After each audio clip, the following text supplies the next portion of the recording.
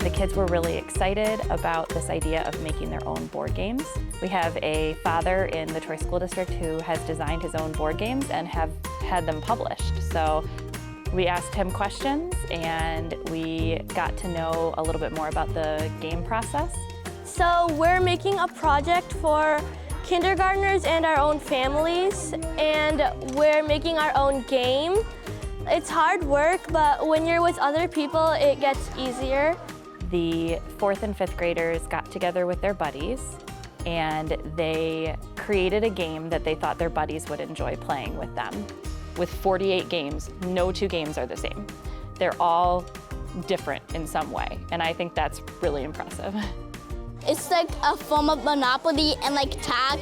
One person's it and they chase like the other person around the board, and there's like safe spots. It's supposed to be a story where these 4 or 5 animals get stuck in school and there's zombies in it.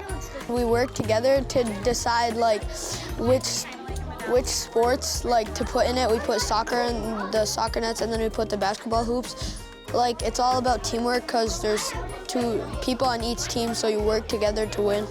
We are doing like a desert area, a greenland area, and a forest area. We are 3D printing a wolf, and if you get caught by the wolf, then you are out and you have to start over. We have dice that we're gonna roll, and that's also being 3D printed. We're 3D printing the pieces, and we have dice and cards too. So we still have a little bit to go. The 3D printer takes like about an hour to print stuff. So we've been waiting patiently for a while now. We learned with a lot of trial and error that some things print out really well and some things did not print out really well. So it was a really great learning experience for the kids and for me as we got a little bit better with the 3D printer and learned how the 3D printer works, its limitations, and then the kids used that technology to sort of, improve their designs.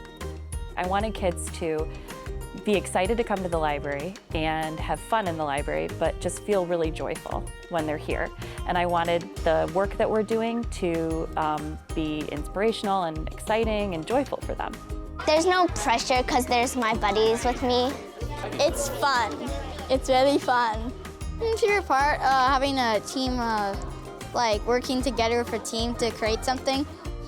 It's fun working with a team because then like you have to come up with a way, like with everyone. You have to come up with something that you all can agree with.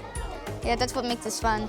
I know it's really hard to measure joy. Joy is not something you can, get statistics and data and prove that, how do you prove that our library was more joyful?